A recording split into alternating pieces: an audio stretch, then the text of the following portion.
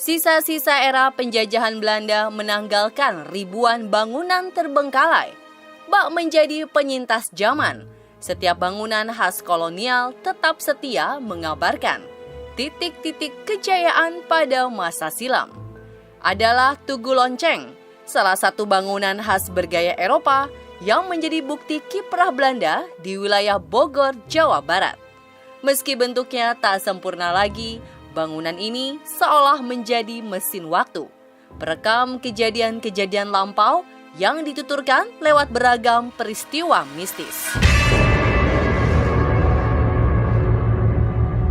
Saya juga kan tidur di sini di warung saya. Kebetulan pada waktu itu jam 2:30 suara bunyi lonceng gitu. Bunyinya gong kayak nabu gendang gitu, duang begitu. Tak tercerna akal sehat memang. Bagaimana bisa di malam tertentu terdengar gemuruh bunyi lonceng misterius? Kehadiran kereta kuda beserta tuan menirnya. Hingga penampakan sosok perempuan berbaju merah tampak duduk di atas pilar Tugu Lonceng.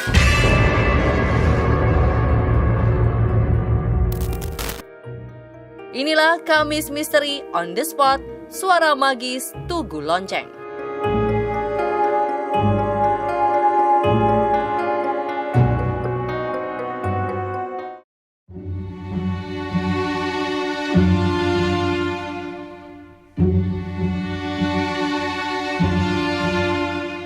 Peninggalan sejarah di atas 50 tahun masuk dalam kategori cagar budaya.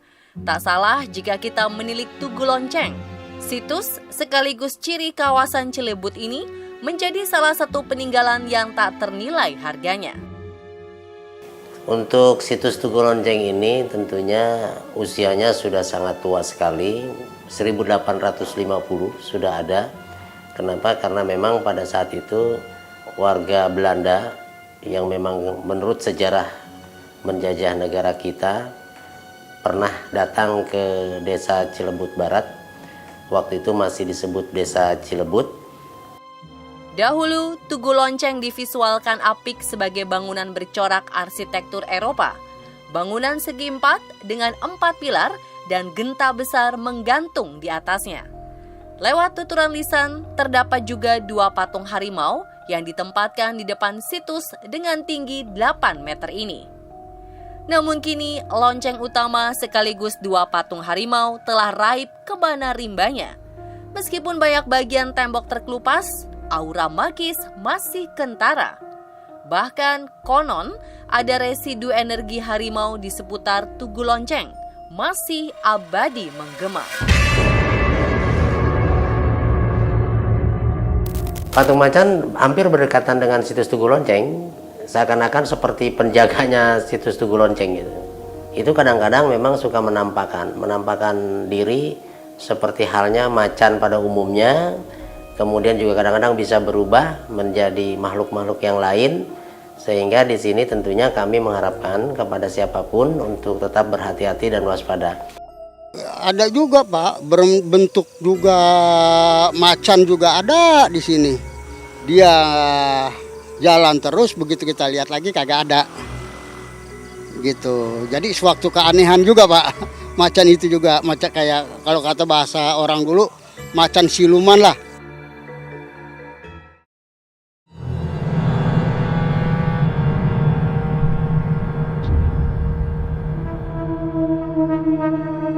Tak banyak kisah lama yang dituturkan dari generasi ke generasi, termasuk rupa lonceng dan bagaimana corak bunyinya. Namun, beberapa peristiwa ganjil sedikit memberi titik cerah tentang riwayat Tugu Lonceng. Kayak sarino, kedengeran kemana-mana Pak. Nah itu, ini juga ada kadang-kadang kalau lagi warna ini ya suka berbunyi begitu juga. Kadang-kadang kayak degung gitu Pak. Gitu. Anehnya, peristiwa magis yang terjadi di areal Tugu Lonceng menggambarkan suasana lampau. Suara derap langkah kaki kuda seringkali melintas pada malam-malam tertentu. Pas pulang kondangan ada kuda liwat, yaitu yang naik orang Belanda Pak. Dia sendiri pakai cetok. Ya sebetulnya ya takut juga, emang udah kepergok. Derap kaki kuda itu memang kadang-kadang seringkali terdengar oleh masyarakat, apalagi di malam-malam tertentu yang dianggap mungkin oleh kita malam Jumat Kliwon dan lain sebagainya. Karena memang di sana ada jalan khusus tadinya, jalan kalau kata orang dulu itu jalan bendi. Jalan bendi ini yang ditumpangi oleh noni-noni Belanda.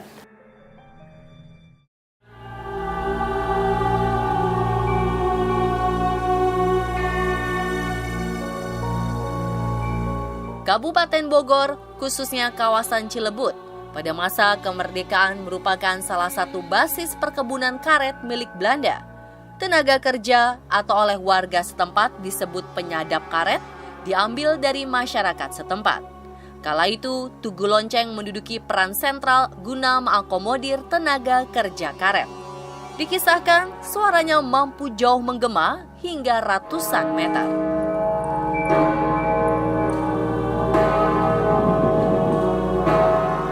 Ya suara-suara yang lain deh kayak semacam aneh dah gitu. Kayak angin berisik-berisik gitu. Tapi di atas jam 2 malam, setengah 3-an. Di sebelah saya kan ada tukang ayam penyet. Dia juga pernah sebelum saya. Terus saya cerita, teh saya juga begitu pada waktu itu gitu. Berarti sama dong Bu, katanya, kirain teh cuma saya aja. Rapatnya intensitas peristiwa mistis di seputar Tugu Lonceng bukanlah menjadi rahasia umum. Konon ada satu sosok noni berbaju merah yang mengusik penasaran. Berparas cantik, namun terkesan jahil. Ya kadang-kadang gituan nggak tentu, kadang-kadang ya malam Jumat juga suka juga kayak kemarin saya tidur di warung, saya ditimpugin, saya ini nggak taunya dia lagi duduk uncang-uncang di situ. Begitu saya keluar, dia duduk Pak, uncang-uncang, rambutnya juga panjang, ya pokoknya cantik lah. Pada saat kita, kalau anak sekarang bilang selfie, yang padahal pada saat kita selfie itu tidak ada siapapun di belakang kita, maka akan terlihat jelas bahwa itu ada seorang perempuan di belakang kita berbaju warna hitam, kemudian pakai topi laken lah berwarna putih. Itu sangat jelas penampakannya. Tapi kalau yang bertopi laken putih itu insya Allah tidak jahil kepada masyarakat, terkecuali kalau yang berwarna kulitnya merah dan hitam itu sangat berbahaya untuk lingkungan. Tak segan-segan kejahilan sosok noni cantik berbaju merah tersebut terbilang ekstrim. Konon jika merasa terusik akan mengikuti sampai di teras rumah. Ya pernah juga sih, saya juga akhirnya diikutin setan merah Pak. Memang suatu keanehan Pak, begitu saya pulang, kok tahu-tahu saya kirain tamu, nggak tahu setan merahnya udah mapakin saya depan rumah saya. Hah, saya kaget. Begitu saya lihat lagi udah kagak ada di rumah saya. Di luar, di depan pintu rumah saya. Demikianlah misteri suara Tugu Lonceng Cilebut. Diharapkan kita berpikir bijak dalam memaknai warisan sejarah.